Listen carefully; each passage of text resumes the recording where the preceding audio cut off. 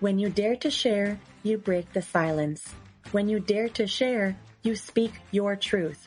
When you dare to share, you use the full strength of your voice. When you dare to share, it brings opportunity to own your story. So tell it, be heard, and at the same time, your sharing is someone else's learning, inspiration, motivation, empowerment, and hope. There's always an element to each of our stories that remains a secret. For some, we feel it's a dirty little secret. Dare to share your untold story exposes these secrets in a welcoming and positive way. I encourage each of you out there to dare yourself to share what is yours to tell. When we dare, it is the courage to do something really important. Let this be a vow to each and every single one of us that we take risk, we brave, confront, and face what is, while inspiring and empowering all communities. So let's break that silence and tap into mental beauty. This is Salima Jadavji, your podcast host, a practicing social worker, and your mental wellness connoisseur. Welcome to the Dare to Share Your Untold Story podcast, episode number 131. Beyond the Comparison, a triplet's journey through trauma, ADHD, and self-trust. To all my fellow listeners, before we get started, I'm just dropping in a note to give you a heads up that this podcast might be emotionally triggering for you. We do invite guests onto the show who share openly about extremely difficult life moments with exposure and impact of what the struggles have been like. The intensity of each episode could have a variable impact on your emotional and mental well-being based on your own personal story. If at any point the topic becomes uncomfortable or upsetting to you in any way, please do not pressure yourself to listen. Instead, be kind to yourself, do some self-care, and perhaps give another episode a try. Today, I have the pleasure of introducing our courageous and daring guest, Sarah Pizzuto. Sarah is a mindset and high-performance coach, fitness trainer, and speaker who helps high-achieving individuals and teams build clarity, confidence, and consistent follow-through. With a background that bridges mindset psychology, behavior change, and movement-based performance training, she supports people in turning intention into action and creating systems that fuel sustainable results in business, sport, and everyday life.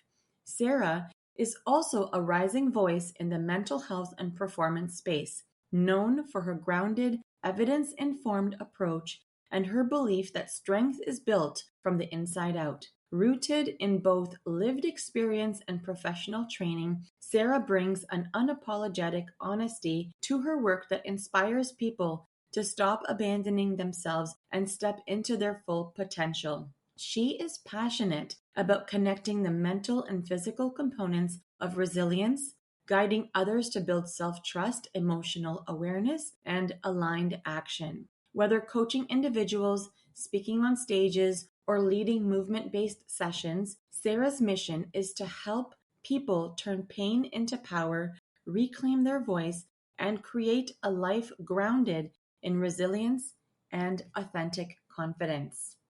Well, hello there, Sarah. Welcome to the Dare to Share Your Untold Story podcast. I'm so excited. Are you? I am too. Tell me more about your excitement. Oh, are you kidding me? I don't know. Just like being able to talk to someone and have a conversation about struggles that everyone goes through is such a beautiful thing and something that I look forward to chatting about. Amazing. I get energized when I hear the energy in other people's voices, especially when the guests are coming on the show. It is a big ask for me to be like, hey, would you like to tell your true untold story, unfiltered? It's a big ask. And so I'm really grateful for your willingness to be here today to tell that story. And of course, I'm very grateful that you're here. And I guess I've said this to others in the past, is that I'm really humbled to encounter guests just like you who really allow me, that give me the opportunity to tap into their vulnerabilities and draw on their strengths and the insights and the inspirations and all the things that gets shared into this space. I truly believe incredibly important that we take a stance together to help break barriers of mental stigma. So when you come in with that kind of energy and you want to tell the story, that is part of that stance. So thank you. Oh, absolutely. And I feel like a lot of people think like coming forward with a story like that it's a negative thing, but it's the most freeing thing that anyone could possibly do is be truthful about it and still work hard for your future as well. Absolutely. I mean, I know you're not wondering, but what I would just like to say is that with this podcast, it is all about bringing forward untold stories that people go through, whether it's directly about a mental health struggle or something else, because we know that no matter what the story, there is impact on one's own mental health in some way, which remains tucked away. So, this platform essentially serves in a way to break the barriers of mental stigma that have been conditioned in our society. So today, together, you and I, my hopeful mission here, Sarah, is that for both of us to encourage people to share and tell what people typically have reservation to express. And so that's why I continue to bring forward a trend, and it's called the mental beauty rethink. So, Sarah, what immediately comes to mind when you hear that phrase, the mental beauty rethink? Tell me. You know what's funny is we talk so much about physical beauty, but almost no one talks about mental beauty, which is why I actually love that you have this segment. And it's honestly the beauty of self-respect, like emotional resilience and inner strength. And honestly, just choosing yourself after you've been broken. And that's the beauty that lasts, the beauty that I honestly coach now, which is just having that mental beauty.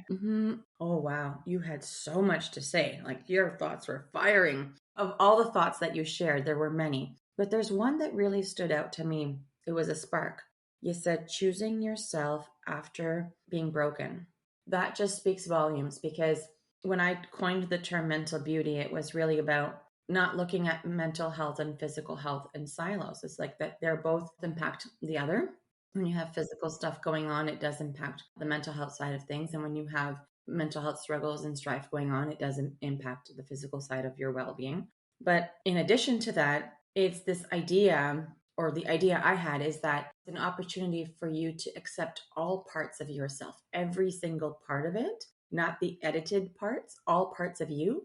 And the more that you're able to accept yourself, the more you're able to authentically accept others for where they are, all parts of them. And so when you say choosing yourself after being broken, well, that's true self acceptance. Thank you. Thank you very much. It's beautiful. Well articulated. Okay, I'm really excited because we are about to dive deep into your untold story and uncovering what it's all about. Shall we, Sarah? Let's do it. Okay, so for our first question, Sarah, give us the newspaper headline of how you would title your untold story. How would it read? It would be authentically Sarah, the ups, the downs, and still rising. Can you say that for me one more time, please? Absolutely. So it's authentically Sarah, the ups, the downs, and still rising. Authentically Sarah, the ups, the downs, and still rising. There you go. Okay, so without giving away your story just yet, can you tell us what this title means to you? Like, even if there's like a symbolism or something there. I think it's just I've always been myself, like since the moment I've been born, and people have always just told me like, oh, you're like you have a lot of energy and you're not afraid to be yourself. So I've always stood by being authentic. And then I guess just my journey of just going through ups and downs and fighting through and still rising through it all. And yeah, I'm at this stage now where it's a beautiful chapter. It is truly beautiful. Okay, I like where this is going. So, knowing that you show up authentically as you all the time, and that doesn't mean you don't have ups and downs, but you find your footing and you're able to rise. So, knowing that is your headline. Tell us what your untold story is all about. Let's get that snapshot. Awesome. I love it. So I started off with being born as a triplet. So that's a bang. And from the outside, it sounds super cool, and it's been my fun fact. But on the inside, it definitely meant I was constantly compared growing up. Right.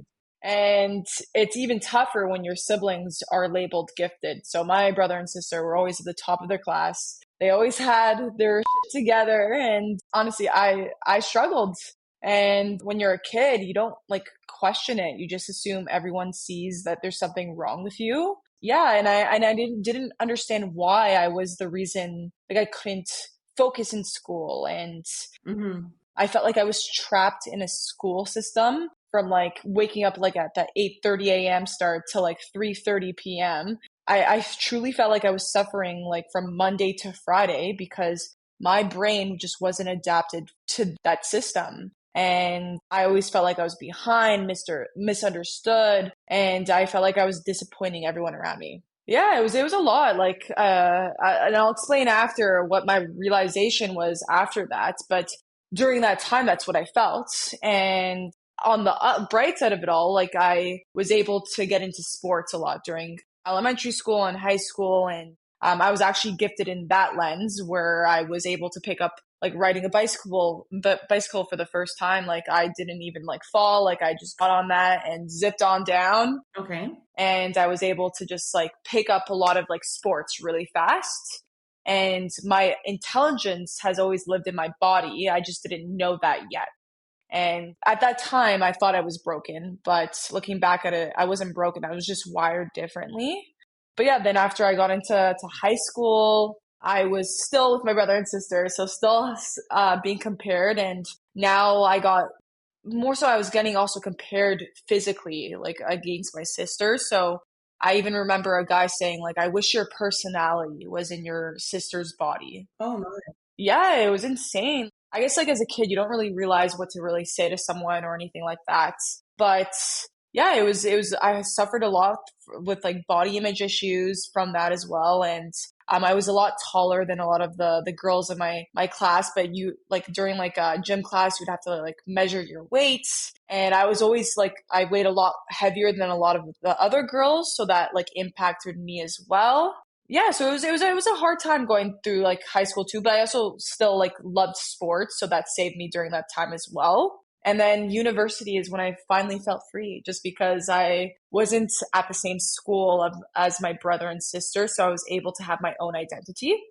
And when I was in university, I started getting like a lot of attention from guys. And from that, I was able to like post a lot more. And that's kind of how I started getting like an Instagram base. But I was posting all for the wrong reasons. Like for the first time, like you're getting all that attention. Like, of course, like it's an addicting feeling. Well, it's like external validation, right? And it's like, oh, people like me, or whatever it was that you were contending with on the inside. It's like a seduction, right? Like you're just getting caught up in the moments, right? Where people are noticing you and you're finally being noticed. Exactly. I feel like everyone wants to feel good in their own skin. And when you finally hear those things come out of people's mouth, you're like, oh wow, like this is what it feels like to finally feel seen. And then yeah, the university was good for the first couple of years. And then on my second last year of university, I remember like I had run into this guy, I'd met him, and I it's kind of weird, but like I had a really bad feeling when I met him. But I hadn't seen him after that, and he was trying to get my number off of my friends, and I told my friends, hey, like, do not give my number out. Like, that's kind of weird. And from there would be like small little instances where, like, when he found out that I didn't want to give him my number, he would go out of his way to like step in front of me when I was with my friends to like block me out of conversations so that he could like say hi to everyone else and make it very obvious that he was blocking me out from the conversation in itself. And again, at that time, I was like, no one actually does this. This is very weird. And I always had that weird feeling in me, but like you can't really describe what it is because it's just a feeling. Right. He had been taking some actions that were odd, but none of it was like concrete enough to say, okay, he's doing something wrong. Did you feel like it was concrete enough to like say anything more, or do you feel like there were too many nuances? Like there's the red flags and the yellow flags. I was like, hey, this is a yellow flag. Like I feel unsafe around him, but like like I'm not near him all the time. Like I barely saw him, but like the weird instances, I was like, okay, this is very weird. So yellow flag. Okay, so you had awareness of the yellow flag, but they weren't happening like so frequently, but they were happening and you were aware of it. And sometimes yellow flags are really hard to like name or like label or do like take actions. Like I think naming and labeling is what you did with the yellow, but I think being able to take an action on a yellow flag, I think that's where the nuances are, right? You don't really know what to do with that. Oh, absolutely. And like again, when you're in university too, like you don't understand what your boundaries are yet at that point. So yeah, so that happened, and I actually hadn't seen this guy in for like a long time, and I went to a university party. I was there for probably an hour, and I was leaving. And I also did want to say trigger warning for anyone out there, but this like I did end up getting like physically assaulted. So I was trying to leave this party. He wasn't letting me leave through the door. And when I was reaching to go get to open the door, he ended up grabbing my hair and he ended up like like swinging me from my hair. It was kind of crazy too because I literally remember like so like saw flashes, but my eyes were closed. I saw flashes, so people must have taken videos. And on top of that, I just remember like everything kind of stood still. So like nothing like that has ever happened to me in ever my eternity, but everything was in slow motion. I kept on telling myself, just stay on your feet, just stay on your feet, because I thought if I like fell down, it would be worse for me. And then I remember, like, because I had a friend and this other girl was behind me too that saw it and they were like screaming my name. I just remember like being able to like stand back, like flip myself back over and people were holding him against the door. Yeah. And then I ended up leaving and I called the cops and yeah, that was my story for university. Wow. It was very hard. You don't know what to do after that. Well, you never really expect to even be in a situation like that, Exactly. let alone to know what you're going to do with yourself after experiencing a situation like that. You said you did contact the police, so were there any actions that were taken, or like were you able to get supports right away, or because you say life goes on and you moved on, but did you move on, or like just tell me a little bit more about what happened in that period? It's funny, like I remember because I had driven and I remember driving home after giving like my statements and the two other people that were with me too also gave like statements as well just because they saw it all happen. And I just remember like being in the car and just thinking, holy smokes, like that just happened to me. But now like I'm driving home and I have to continue on in my merry way. Meanwhile, like I just got physically assaulted and I was still living with my parents at the time and I just remember like going to my mom and just saying, "Hey, this just happened to me." Mm-hmm. The next day like we ended up having a whole entire situation with like the school itself, which I got support, but this person was like on the football team as well, so it got complicated in that regards. There's only so much I could say regarding that, unfortunately. But then I think the biggest kickoff was during COVID. I actually ended up speaking about it publicly. That actually went viral. I didn't expect it to go viral.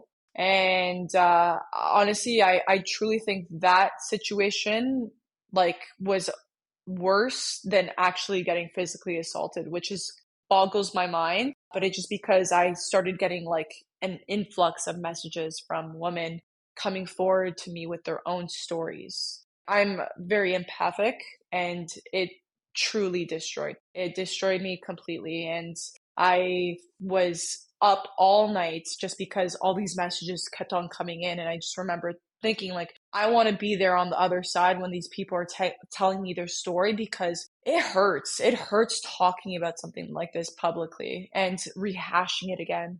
Yeah, so do you feel like you wanted to make sure you were supporting these people who were coming forward to finally use their voice and speak up, but it was coming as a toll for you? Like there was only so much capacity you had. And I'm wondering if that's what you meant by it was worse for you. And I assume you're not equipped at the time to be able to handle all these stories. And did you feel like you wanted to be in a rescue role? Like, is that something that sounds familiar to you? You know what's funny is like I don't know why, but like even like posting it, it was like it felt like a split second decision. Like I just remember seeing something that triggered me, and I just had a feeling that said like, like post about this. Like it's not something that I even thought about even doing. It was your gut instinct that was like, I got to do this, and you were spontaneous and you're able to do it. You trusted yourself. But like later on, once you went public and it became viral and people are reaching out to you and they're telling you all these things that you didn't know, you're feeling the pile on from all of these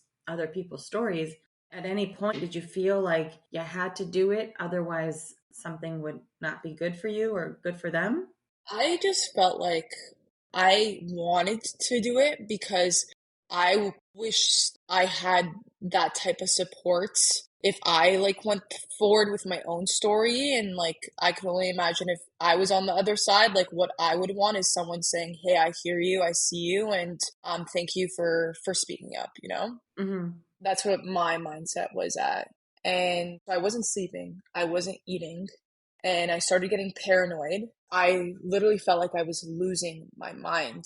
My sister had to come down to like stay with me too. I was with my parents and they were getting really scared for me. And I just remember like sitting on like the bathroom floor and just my sister was there. And I just remember being like, hey, like, I'm not gonna do it, but like, I understand why people commit suicide. Like, that's how dark it got for me. And the reason why I even told her that is because like I'm so lucky that I had them as for my support, because I can only imagine if I had to do that by myself, like that would be truly impossible. So they saved me. My family saved me big time, and my friends during that time. But yeah, that was a very difficult moment.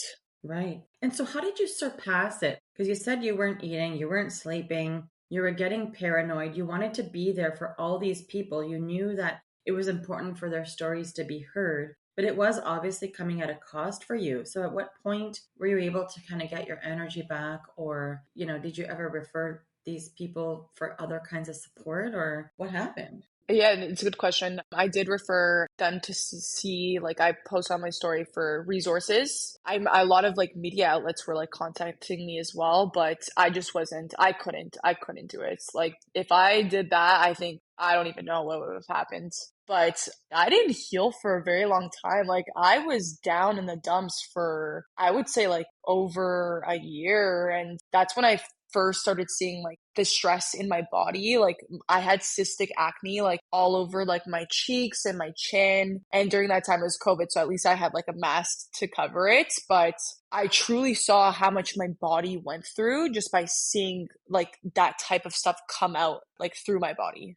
Yeah, it's a lot of stress on the body. And so, like, I mean, there's so many different parts of your story, and there's different things, and I know we're jumping around a little bit. But you mentioned a little earlier, from a young age, you were constantly being compared. Your siblings, your triplet siblings, were doing well and thriving in school, and for you, you were wired differently, right? And it kind of felt like you were trapped in a system. Your school times. So, at what point did you learn that, oh, I'm wired differently? Well, I mean, first clarify, did you know it when you were younger that you were wired differently? Like, did you have that kind of insight? That's obviously something you had later on, right? So, what made you learn or get to that point of understanding that, oh, I'm wired differently? Yeah, no, it's a good question. I never knew like what was up when I was younger. I just always thought I must be just stupid.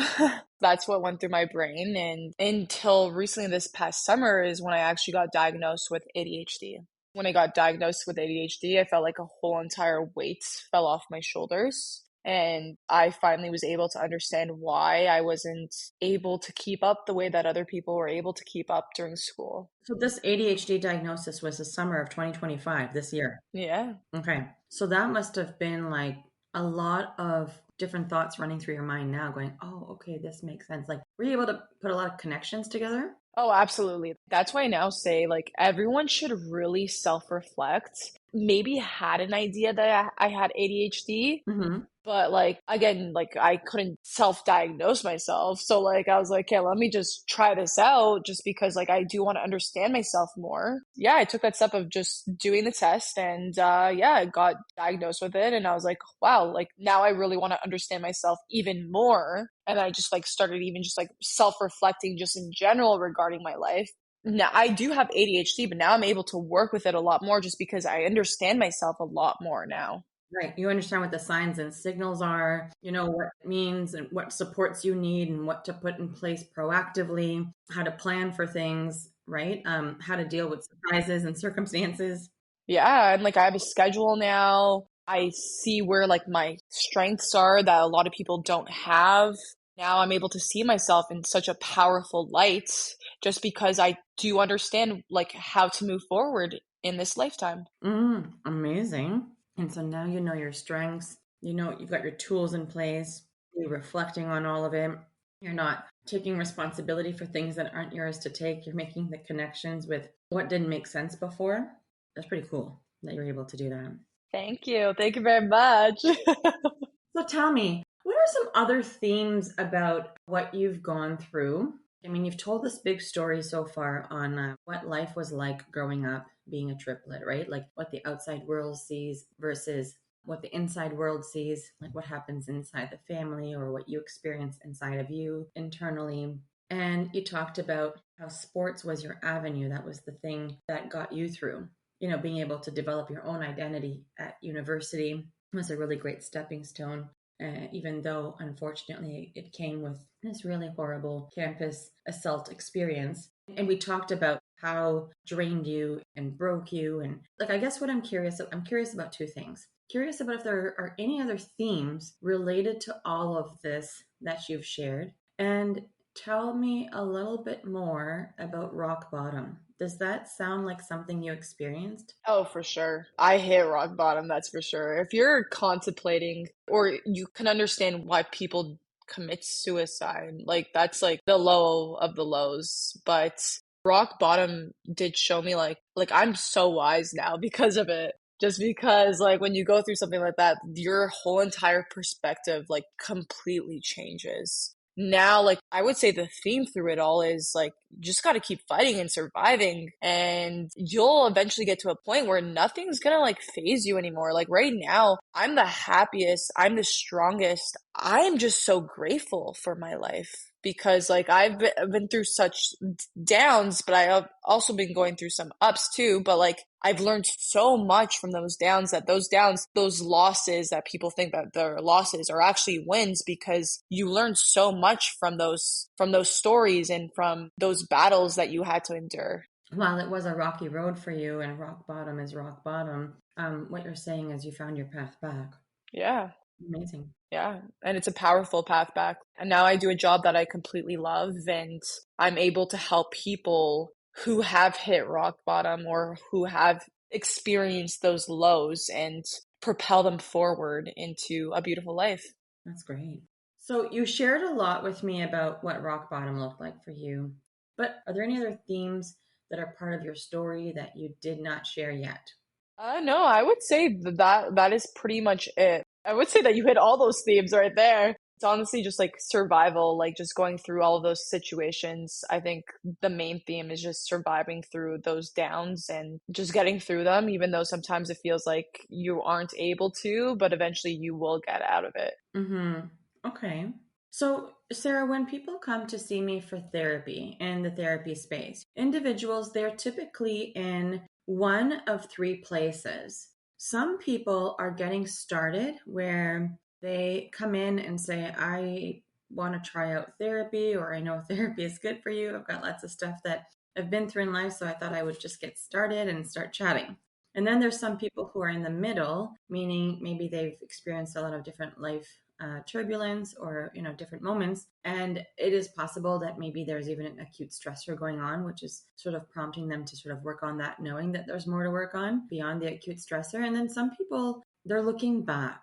They are able to say, okay, I want to get closure on this part of my life, or I want to make sense of certain things so that I can move forward in a healthful way. So my question to you is, what part of the journey would you say that you are in terms of the untold story that you have shared in this space today? Would you say that you are just getting started, in the middle, or looking back?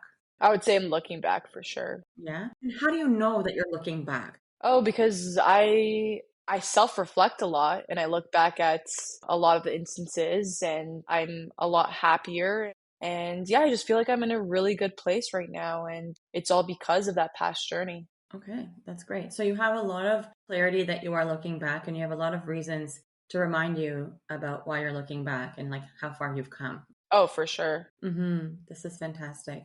Okay. You mentioned that you're really grateful for encountering this journey. Can you actually tap into the gratitude a little bit more? Yeah, absolutely. Like the reason why I'm so grateful is because all those situations in the past, do I think it should have happened to me? Hell no. Do I want it to ever happen to anyone else?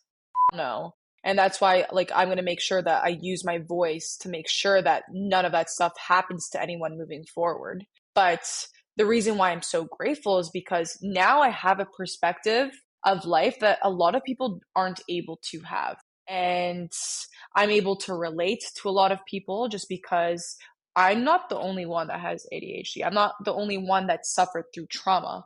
So I'm able to relate to a lot of other people. Right. And so, what I really heard you say was you now have a perspective on life that you would have never had otherwise. Yeah. That allows you to see things from a different lens, that allows you to see yourself and others through different lenses. And through doing the unthinkable, which was speaking up and speaking out, not only do you feel liberated, but you're now able to help others get to their liberation as well. That's what I heard you say. There we go. You said it beautifully. Oh, I love it. That's wonderful. Okay. So, we've talked about all these different parts of your story. During this period of what you went through, how has your untold story affected your mental health? You mentioned not eating, not sleeping, being paranoid. Are there other ways your mental health was affected that you haven't shared with us yet? No, I would say like the one thing I would highlight though is I was suffering a lot mentally during that time, and I put a lot of that mental stress on my family, which was something that I wish I never did, but I didn't know it at the time because your family is suffering with you. Like them seeing you in that state breaks their heart more than ever. My mom stayed with me through everything, through every doctor's appointment, every time I went to the police station, every time I went to a school office. She was there holding my hand through it all. And it breaks my heart to think that she had to see her daughter go through something like that. And I wish I like was seeing a therapist at that time just because again, like your family's not equipped to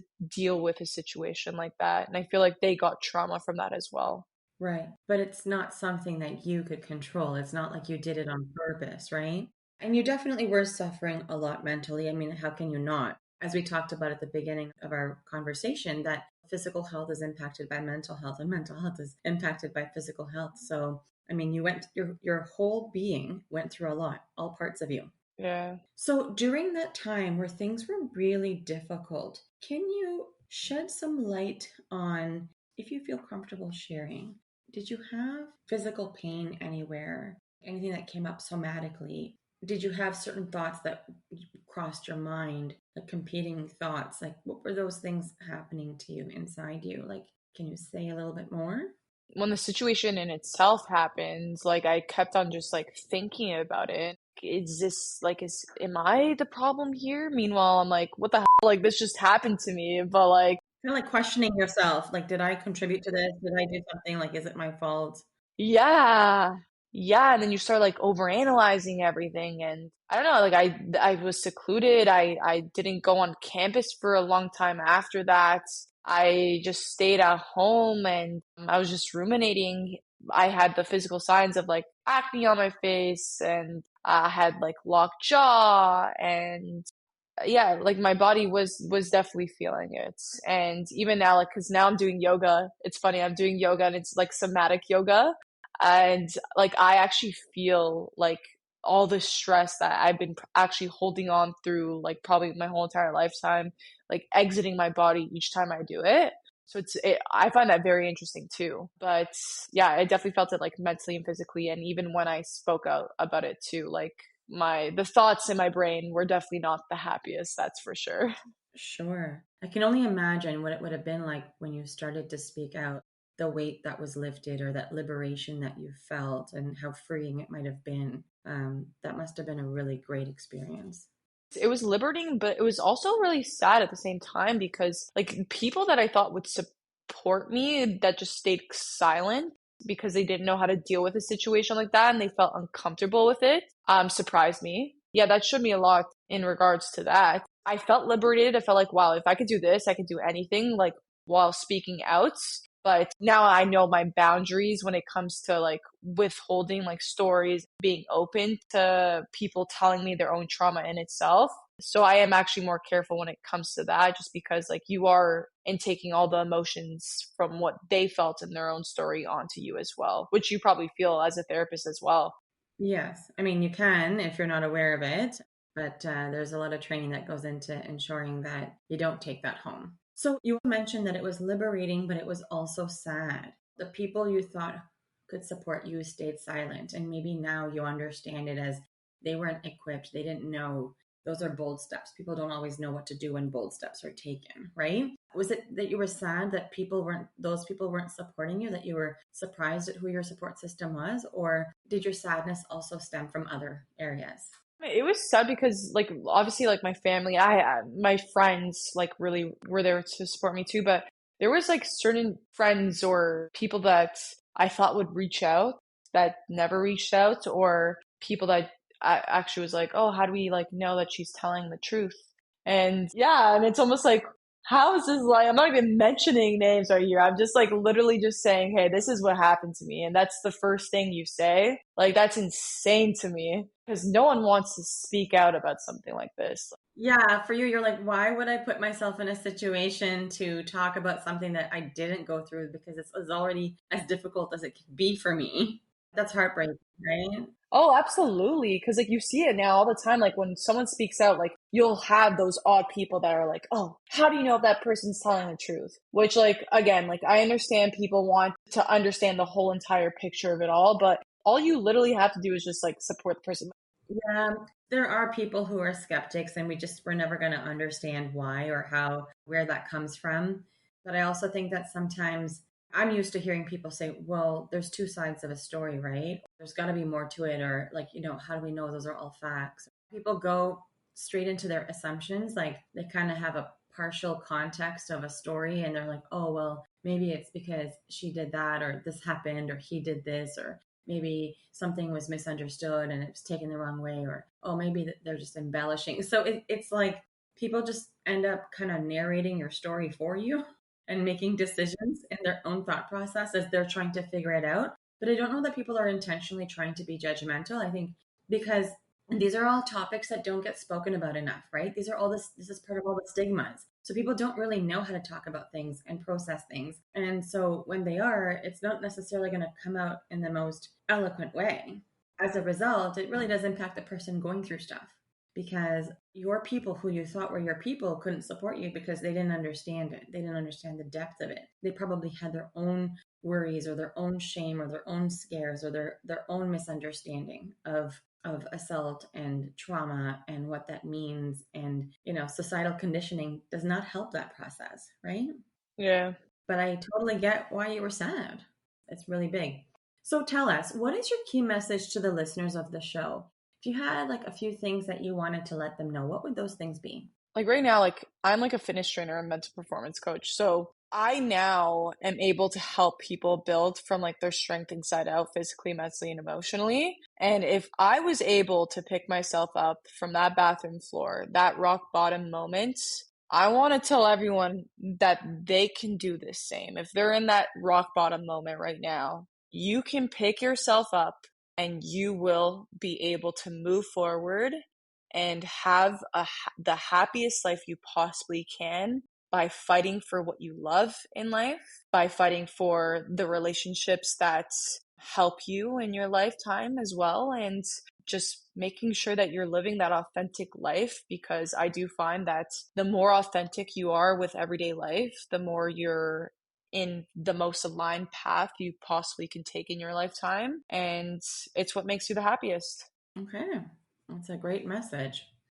So, Sarah, tell us. I'm really curious about what would have been that game changer inspiration that's close to you that reflects your untold story. So is there like an inspirational quote or a book or, something that after witnessing or hearing something that it really was like a pivotal moment for you? You said there was a split second where you decided to, go public. I'm just wondering if there was any build up to that, even unconsciously or subconsciously. What's funny is there actually wasn't. And that's what actually shocks me to this day. The fact that I literally just saw a post of something football related, and this person was on the football team, and I just remember just thinking I need to say something right now. I don't know why, but I need to say something. I remember typing up a message and just posting it, but there was no thoughts of me actually wanting to come forward with that story. But maybe it's that post itself, right? That was the inspiration. Like you saw something about football and you're like, you know what? It's time. It was that I needed to see it. If I could go back in time and change things, I would never. I'm so happy I spoke about it. Wonderful. Okay, so then what is a cause or an organization that has been impactful to you on your journey that you'd like to give a shout out to? Who might they be? It would be the Jane and Finch Tennis Organization. That organization is such a beautifully run organization. People that just volunteered out of their own free time as well. And I would volunteer there, and it was for people that were less fortunate, that didn't have money to actually afford sport. And they were given the opportunity to play tennis, and they were the most grateful children on the face of the planet. And it showed me how lucky I am in my own life and how amazing it is to give back to the community. Right. Sounds like it was a very inspirational place to be, and it was very humbling for you to be there. Absolutely. And for eternity is something that will always stay forever close to my heart. Oh, that's beautiful. And just for people to know, listeners, so the Jane and Finch Tennis Organization, so that's located in the GTA, the Greater Toronto Area. Okay. So, Sarah, how can people connect with you if they would like to? How are you findable? I am on Instagram and on LinkedIn under Sarah Pizzuto, and I also have a link that will probably be attached to my bio here.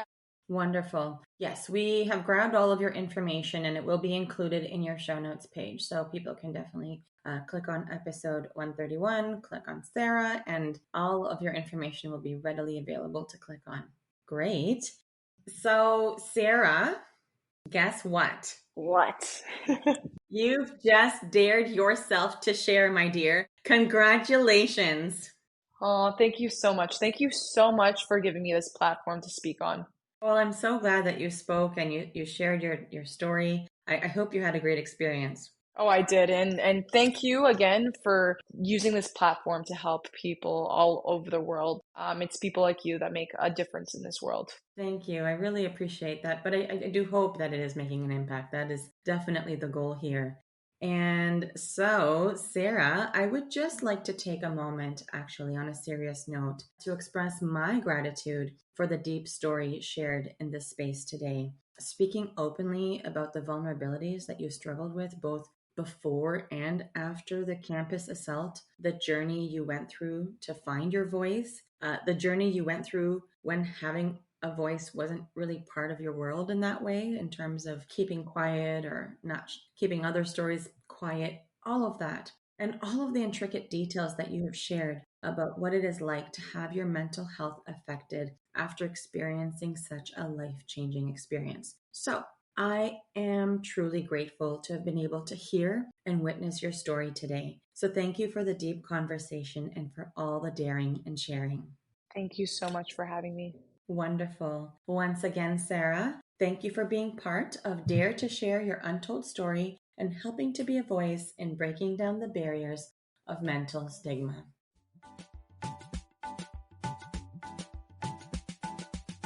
To all of our listeners, if you like what you've been hearing on this podcast and you want to be part of breaking down barriers of mental stigma, I invite you to go wherever you are listening to the episode and hit subscribe. Leave us a comment or a review of the episode and maybe how you relate to it. To learn more about what we offer, visit www.daretoheal.co. And if you are feeling ready and brave to share, please submit your story by visiting www.daretoshare.co. Thanks for joining in.